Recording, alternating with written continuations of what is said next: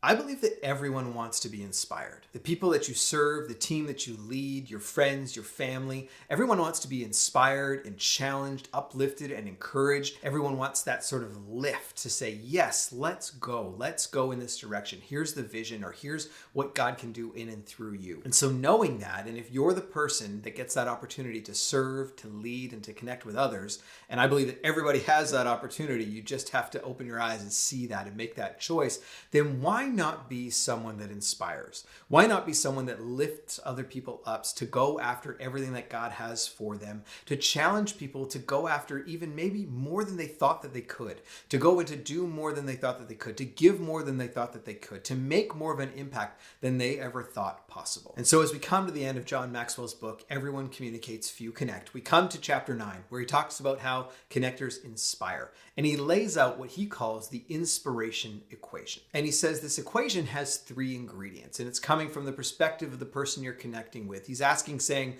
what do they know? That's the first ingredient. What do they see is the second ingredient.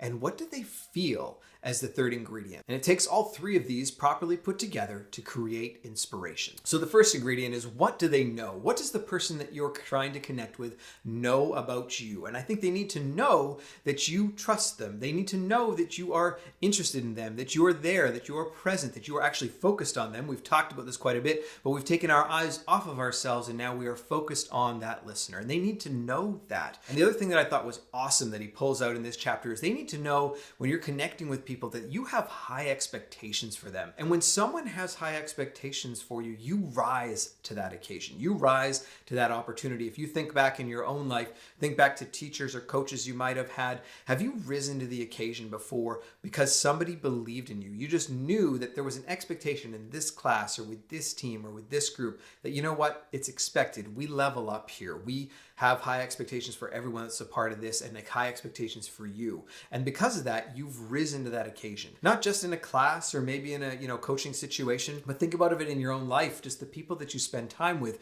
When you spend time with people that are looking to level up, give more, have more of an impact, it raises your expectations of yourself. And so you want to surround yourself with people like that. You want to get around people that are striving to do more, to give more, to be more, to have that opportunity to impact more. And the second ingredient is, what do they see? And I think this needs to be looked at from both a short-term and a long-term perspective. And what I mean by short-term is that what do they see in those first moments when they're connecting with you and you're connecting with them? Do you convey confidence? Are you passionate about what it is that you're conveying or you're looking to connect with, your vision, your plan? Do they see that? And that decision is made right away. So you want to keep that in mind as you're connecting with people. How do you show up and present yourself? And then over the long term, what do they see is, do they see someone of character? They see someone who is credible. They see someone who shows up consistently and walks out the life that they speak. And that takes time. That's not a quick snap decision that is made by anyone. When you're leading and serving a team and you're showing up consistently over time and serving that team again and again and again and again and doing what needs to be done to serve that team, that creates that character credibility. They know who you are. They start to understand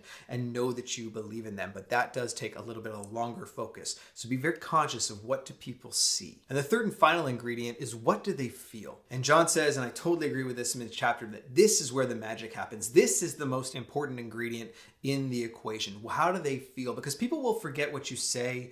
They will forget maybe the words that you wrote or spoke to them, but they will never forget the way that you made them feel. So how do we connect with people in such a way that they come away feeling inspired? I think this is where we get an opportunity to step up as people that are connecting and communicating with other people. We get to step up our passion, our confidence, not just in what it is that we're saying, but our confidence in the people that we're connecting with, our confidence that they are going to rise to the occasion of the challenge, the opportunity to grow, the opportunity to be inspired. We sort of expect that. We step forward in confidence, expecting that those listening, those that we're connecting with, are going to rise up, and they will feel that. They will feel inspired to rise up. It's a huge opportunity for us as connectors to inspire others and leave them with this feeling that they can charge into the world, that they can do what God's put on their heart, that they can make incredible things happen. So when you put all 3 of these ingredients together, you have the opportunity to inspire people. You're not just inspiring people to feel better. You want to do that, of course. We want people to feel better, but you get an opportunity to change the world. When people are inspired to go after what God has for them, to make more of an impact, to give more, to be more,